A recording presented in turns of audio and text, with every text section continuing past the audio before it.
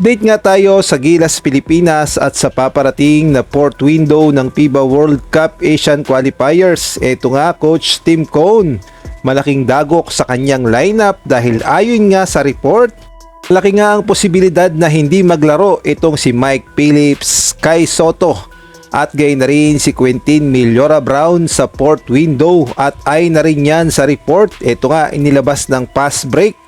Ang sabi nga dito, Tim Cone weighing options as Gilas faces possible absence of Mike Phillips and Quintin Millora-Brown. At unahin nga natin itong si Quintin Millora-Brown. Bakit nga ba siya hindi makakapaglaro sa fourth window? At inilabas nga ni Homer Sison ang dahilan.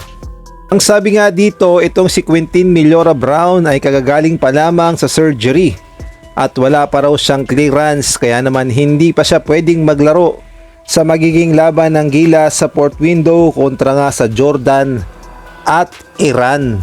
At malamang sa Asian Games ay hindi rin maglaro itong si Quintin Millora-Brown. At kung atin ngang babalikan, nagkaroon ng back injury si Quintin Millora-Brown o ito nga yung tinatawag na hernia. Kaya naman magpaparecover muna siya bago bumalik sa serbisyo sa Gilas Pilipinas. Samantalang si Mike Phillips naman ay personal ang kanyang dahilan kaya hindi siya maglalaro sa Gilas Pilipinas sa fourth window. Ayon kasi sa report, ikakasal ang kanyang kapatid o ang kanyang Kuya Ben, kaya naman hindi maglalaro itong si Mike Phillips at aatin muna ng kasal. Ngunit nangako naman siya na sa Asian Games ay available siya at handa siyang maglaro sa Gilas. At ang panghuli naman, itong si Kai Sotto ay na rin sa report ng Manila Bulletin Sports. Mukhang hindi talaga maglalaro si Kai Sotto sa paparating na fourth window at ang nakikita ngang dahilan, ang focus kasi ngayon ni Kai Sotto ay makapasok sa NBA at hinihintay niya ang pagproseso ng kanyang clearance upang makapasok din naman sa US NCAA Division, kaya naman hindi available si Kai Sotto sa fourth window at malamang hindi rin siya makakapaglaro sa Asian Games. Kaya naman bad news yan para sa Gilas dahil inaasahan pa naman si Kai Sotto na tutulong sa fourth window, lalo na crucial ang laban kontra nga sa Iran at Jordan at kailangan natin ng panalo kaso hindi natin sila magagamit.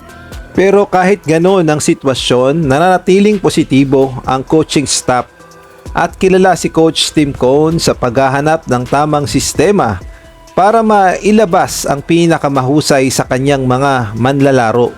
Posible ring mabigyan ng mas malaking papel ang iba pang big men na nasa Gilas pool. Sa ngayon, wala pang opisyal na final lineup para sa fourth window kaya kailangan pa rin nating hintayin ang opisyal na anunsyo ng SBP at ng coaching staff. At kung kayo ang tatanungin, kung sakaling hindi nga makapaglaro sina Kai Sotto, Quintin Millora-Brown at Mike Phillips, sino ang dapat pumalit sa kanila? May sapat bang lalim ang Gilas para makuha pa rin ng panalo kontra sa Iran at Jordan? Maaari kayo magbigay ng komento sa comment section.